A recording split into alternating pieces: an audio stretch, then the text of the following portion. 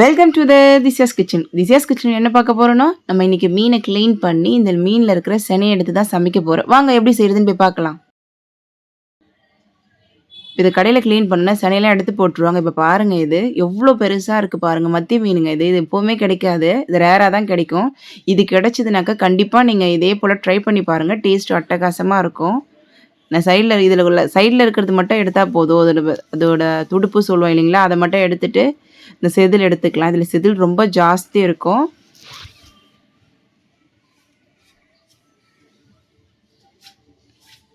இப்போ இதில் இருக்கிற செதிலெல்லாம் நல்லா க்ளீன் பண்ணி எடுத்துடலாம். இது கொஞ்சம் வேகமாக அடிச்சுன்னா பிச்சிட்டு வந்துடும். பொறுமையாக தான் அடிக்கணும். ரெகுலராக க்ளீன் பண்ணுறவங்கள வந்து பர்ஃபெக்டாக பண்ணுவாங்க. நம்ம எப்பயாவது ஒரு தடவை பண்ணுறோம் இல்லைங்களா, அதனால் பார்த்து பார்த்து பண்ண வேண்டியதாக இருக்குது.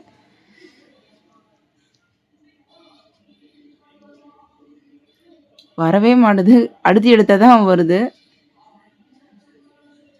நம்ம மேலே இருக்கிற சொக்கை எடுத்துடலாம். இந்த 2 பக்கமும் எடுத்துட்டு, நிறைய பேர் இந்த மத்தி மீனில் தலை வைக்க மாட்டாங்க. எங்கள் அம்மாவும் வைக்க மாட்டாங்க. இந்த மத்தி மீன் ரொம்ப பெருசாக இருக்கிறதுனால சரி வச்சு செய்வோன்றதுக்காக நீ தலையை நான் வைக்கிறேன். இந்த வயிற்று பக்கம் அப்படியே நம்ம கட் பண்ணி எடுத்துடலாம். எடுத்துட்டு இந்த குடல்லாம் எடுத்துருங்க ஃபஸ்ட்டு. எடுத்திங்கனாக்கா அந்த வயிற்று பக்கம் இருக்குது பாருங்கள் செனை ரெட் கலரில். இந்த செனையை வச்சு தான் நம்ம சமைக்க போகிறோம். நல்லா பெருசாக மீன் நல்லா பெருசாக இருக்கிறதுனால நல்லா செனை நல்லா பெருசாக இருக்குது. இது ஒரு பாத்திரத்தில் வச்சிடலாம். இந்த செனை தாங்க இப்போ எடுத்து காட்டுறேன் பாருங்கள். இதே போல் நம்ம எல்லா மீன்லேயும் இருக்கிற செனையை நம்ம எடுத்துடலாம். மீனையும் க்ளீன் பண்ணியாச்சு, செனையை உங்களுக்கு எடுத்து காட்டியாச்சு. இப்போ பாருங்கள், அதே போல் சைடில் இருக்க அந்த துடுப்பை எடுத்துகிட்டு வயிற்று பக்கமும் இல்லை, நம்ம க்ளீன் பண்ணுறதுனால அந்த துடுப்பு எடுக்கணும்னு அவசியம் இல்லை. இப்போ செதில் எடுத்துகிட்டு 2 பக்கமும் போன தடவை கட் பண்ண மாதிரியே அந்த சொக்கையை எடுத்துடலாம். சொக்கையை அதே போல் பிச்சு எடுத்துடலாம். பிச்சு எடுத்துட்டு சேம் அதே தான்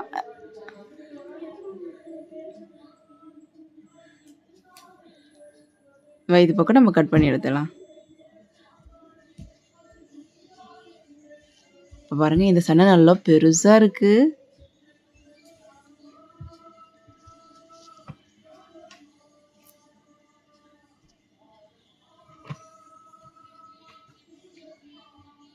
பாருங்கள் எவ்வளோ பெருசாக இருக்குது பாருங்கள். நம்மளே வீட்லேயே க்ளீன் பண்ணக்குள்ளே இந்த செனை நமக்கு கிடைக்குது. நீங்களே அடுத்த தடவை மத்தி மீன் எங்கேயாவது வாங்கினீங்கன்னா நீங்களே வீட்டில் வந்து இதே போல் க்ளீன் பண்ணிக்கோங்க. உள்ளே இருக்க செனையாயிடும். நம்மளே வீட்டில் க்ளீன் பண்ணுறது ரொம்ப ஈஸியாகவும் இருக்குங்க இந்த மீன். நெக்ஸ்ட் டைம் இதே போல் ட்ரை பண்ணி பாருங்கள்.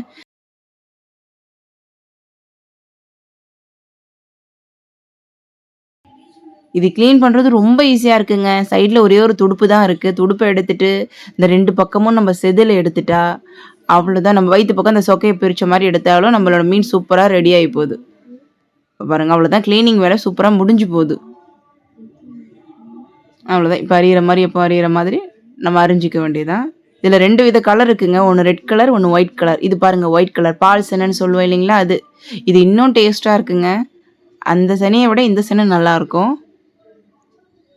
நல்லா பெருசாக இருக்குது பாருங்கள். மீதி இருக்க குடலையும் எடுத்துகிட்டு இந்த வாழை அரிஞ்சு போட்டுடலாம். இதே போல் எல்லா சனையும் நான் எடுத்துகிட்டு காட்டுறேன் பாருங்கள். இப்போ பாருங்கள், நம்ம எல்லா சனையும் க்ளீன் பண்ணி எடுத்தாச்சு. எடுத்ததுக்கப்புறம் இந்த மாதிரி இருக்கும். இதில் பின்னாடி பிளாக் கலரில் இருக்குது இல்லைங்களா, இது எல்லாத்தையும் எடுத்துடலாம். இல்லைன்னா ஒரு மாதிரி கவுச்சி அடிக்கிற மாதிரி இருக்கும். முடிஞ்ச வரைக்கும் அதை எடுத்துட பாருங்கள். கொஞ்சம் அழுத்தம் கொடுக்காதீங்க. அழுத்தம் கொடுத்தீங்கன்னா பிச்சிட்டு வந்துடும். மேலோட்டமாக லேசாக எடுக்க பாருங்கள். இப்போ பாருங்கள் அழகாக வந்துடுச்சு. நான் கொஞ்சமாக தண்ணி சேர்த்துக்கிறேன். தண்ணி சேர்த்துட்டு எடுக்கிறதுக்கு ஈஸியாக இருக்கும், அதுக்காக தான். தண்ணி கொஞ்சம் ஊற்றிட்டு பொறுமையாக இந்த பிளாக் கலரில் எல்லாத்தையும் எடுத்துடலாம். ஒயிட் கலர் எடுக்கக்குள்ளே கூட ஒன்றும் கிடையாது. இந்த ரெட் கலரில் இருக்க சனை எடுக்கக்குள்ளே தான் கொஞ்சம் பயமாக இருக்குது. என்ன பிச்சிட்டு வந்துருமோன்னு பயமாக இருக்குது.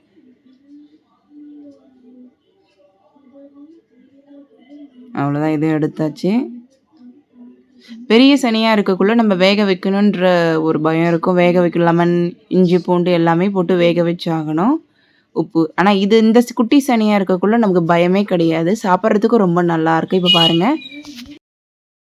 பாருங்கள் ஓரளவுக்கு நம்ம இந்த பிளாக் கலர்லாம் எடுத்துட்டு நல்லா 2லேருந்து 3 தடவை நல்லா க்ளீன் பண்ணி எடுத்து வச்சாச்சு. இப்போ நம்ம சனியை செய்ய ஆரம்பிக்கலாம். இப்போ செய்கிறதுக்கு ஒரு பேனில் எண்ணெய் கொஞ்சம் மிச்சமாக ஊற்றிக்குங்க. அப்போ தான் கிரேவி பதத்தில் சாப்பிடக்குள்ளே சூப்பராக இருக்கும். எண்ணெய் ஊற்றுனதுக்கப்புறம் இதில் கடுகு 1 ஸ்பூன் அளவு கடுகலப்பு சேர்த்துக்குங்க. சேர்த்துட்டு கொஞ்சமாக கருவேப்பிலை, ஒரு கொத்து கருவேப்பிலை சேர்த்துக்கிறேன்.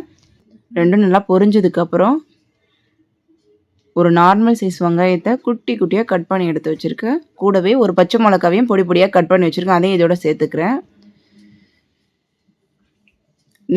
நீங்கள் செனை அதிகமாக எடுத்துருந்தீங்கனாக்கா அதுக்கேற்ற மாதிரி வெங்காயம் சேர்த்துக்குங்க. நான் எடுத்துருக்க செனை கொஞ்சமாக இருக்கிறதுனால இந்த ஒரு வெங்காயமே கரெக்டாக இருக்கும். வெங்காயம் நல்லா பொன்னிறமாக வதங்கி வரட்டும். வெங்காயம் எவ்வளோக்கு எவ்வளோ வதக்குறீங்களோ அந்தளவுக்கு டேஸ்ட் நல்லா இருக்குங்க. நம்ம மீனை தான் சமைப்போம், இந்த சனியை கீழே போட்டுருவோம். ஆனால் இந்த மாதிரி செஞ்சு சாப்பிட்டிங்கனாக்கா அடிக்கடி செஞ்சுருவீங்க. இப்போ பாருங்கள் வெங்காயம் நல்லா வதங்கினதுக்கப்புறம் ஒரு பெரிய சைஸ் தக்காளி எடுத்து நல்லா குட்டி குட்டியாக கட் பண்ணி எடுத்து வச்சுருக்கேன். நல்ல பெரிய சைஸுங்க. உங்களுக்கு அந்த சைஸில் இல்லைனாக்கா 2 நார்மல் சைஸ் தக்காளி எடுத்து நல்லா குட்டி குட்டியாக கட் பண்ணி எடுத்துக்கங்க. தக்காளி சீக்கிரம் வதங்கணுன்றதுக்காக உப்பு போட்டு வதக்கிக்கலாம் தேவையான அளவு. தக்காளி நல்லா மசிஞ்சு வர்ற வரைக்கும் வதங்கட்டும். பாருங்கள் தக்காளி நல்லா வதங்கிடுச்சு, நல்லா மசிஞ்சு வந்துடுச்சு. இந்த ஸ்டேஜில் நான் ஒரு 7 பல் பூண்டு எடுத்து நல்லா இடித்து எடுத்து வச்சுருக்கேன். அது இதோட சேர்த்துக்கலாம். தோடு எடுத்துகிட்டு நல்லா இடித்து சேர்த்துக்குங்க. பூண்டு சேர்க்கக்குள்ளே நல்ல வாசனையாகவும் டேஸ்ட்டும் ரொம்ப நல்லாயிருக்கும். அதுக்காக தான் பூண்டு சேர்க்குறோம். இதில் இஞ்சி பூண்டு டேஸ்ட்டு உங்களுக்கு பிடிக்குன்னா கூட சேர்த்துக்குங்க. ஆனால் பூண்டு மட்டும் சேர்க்கக்குள்ள டேஸ்ட்டு வித்தியாசமாக இருக்கும், வாசனையும் ரொம்ப நல்லாயிருக்கும். இந்த மாதிரி ட்ரை பண்ணி பாருங்கள். உங்களுக்கு இஞ்சி பூண்டு போட்டால் பிடிக்குனாக்கா நீங்கள் அப்படியும் செய்யலாம், அதுவும் டேஸ்ட் நல்லா தான் இருக்கும்.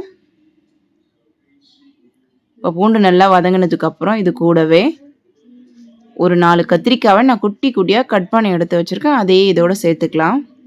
இந்த மாதிரி குடல் மீனோட செனை எதனா செய்கிறீங்கன்னா அதில் கத்திரிக்காவை கண்டிப்பாக சேருங்க. அதோட கவிச்சுத்தன்மை அது சுத்தமாக இருக்காது, நமக்கு தெரியவும் தெரியாது, கிரேவியும் அதிகமாக கிடைக்கும். நம்ம எடுத்துருக்க செனை கொஞ்சம் இல்லைங்களா, இந்த மாதிரி கத்திரிக்காய் சேர்க்கக்குள்ள நமக்கு கொஞ்சம் கிரேவி நிறைய கிடைக்கும், டேஸ்ட்டும் நல்லா இருக்குங்க. கத்திரிக்காவை மஸ்ட்டு சேர்த்து சாப்பிடுங்க, நல்லாயிருக்கும். இப்போ கத்திரிக்காய் ஒரு 2 நிமிஷம் வதங்கினா போதும், ரொம்ப அதிகமாக வதங்கணும்னு அவசியம் கிடையாது. இப்போ நல்லா வதங்கிடுச்சு 2 நிமிஷம். இப்போ மசாலா ஐட்டம் சேர்த்துக்கலாம். நான் ஒரு 1 ஸ்பூன் அளவு மல்லித்தூள், 1/2 ஸ்பூன் அளவு மஞ்சள் தூள், தனியாக அரைச்ச காஞ்ச மிளகாய் தூள் ஒரு 1/2 ஸ்பூன், காஞ்ச மிளகாய் தூள் உங்கள் காரத்துக்கு ஏற்ற மாதிரி சேர்த்துக்குங்க.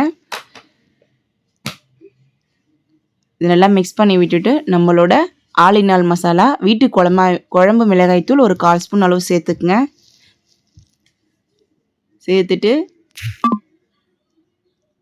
ஒரு 30 செகண்ட் மசாலாவோட பச்சை வாசம் போகிற வரைக்கும் நல்லா வதக்கிக்கலாம்.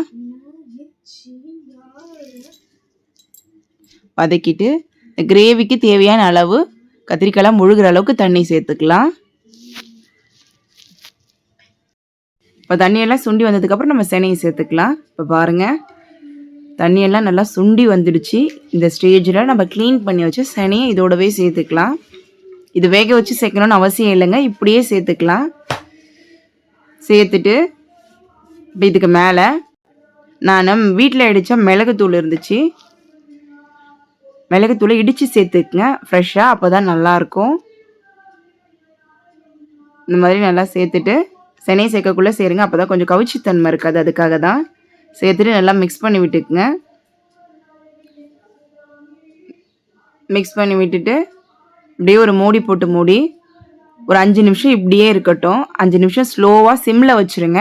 5 நிமிஷத்துக்கு அப்புறம் நம்மளோட செனை நல்லா சூப்பராக ரெடி ஆகிடும். பாருங்க நம்மளோட செனை நல்லா சூப்பராக ரெடி ஆகிடுச்சு. இப்போ அடுப்பை ஹையில் வச்சு நம்ம நல்லா பெரட்டி இறக்கிட வேண்டியதுதான். இடையில உப்பு டேஸ்ட் பார்த்துக்குங்க. நம்ம வெங்காயம் வதக்குள்ளே தான் உப்பு சேர்த்தோம், அதனால் சொல்கிறேன்.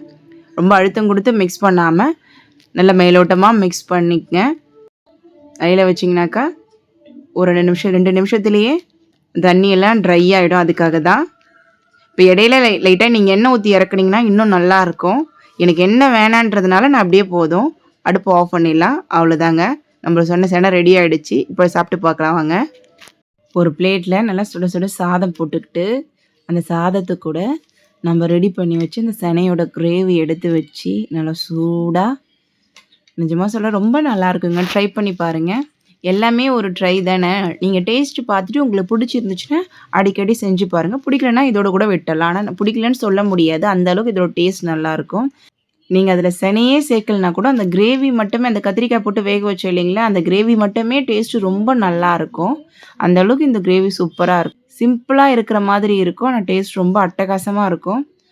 சுட சுட அந்த சனையோட, இந்த கத்திரிக்காய், அந்த சனை, அந்த கிரேவியோட எடுத்து சாப்பிடக்குள்ள நிஜமா சொல்றேன், டேஸ்ட்டு ரொம்ப நல்லாயிருக்குங்க. ட்ரை பண்ணி பாருங்க. நான் உங்களுக்கு இப்ப சாப்பிட்டு காட்டுறேன் பாருங்க. இது எல்லாமே எடுத்து ஒரு வாய் வைக்கக்குள்ள ஒரு டேஸ்ட் வரும் பாருங்க. ரொம்ப சூப்பரா இருக்கும். அந்த சூட்டோடவே சாப்பிடக்குள்ள. உங்களுக்கும் கண்டிப்பா புடிச்சிருக்கும்னு நெனைக்கிறேன். இந்த வீடியோ உங்களுக்கு புடிச்சிருந்துச்சுன்னா, எங்க சேனல லைக் பண்ணுங்க, கமெண்ட் பண்ணுங்க, சப்ஸ்கிரைப் பண்ணுங்க. பக்கத்துல இருக்க பெல் பட்டன மறக்காம கிளிக் பண்ணுங்க. Thank you.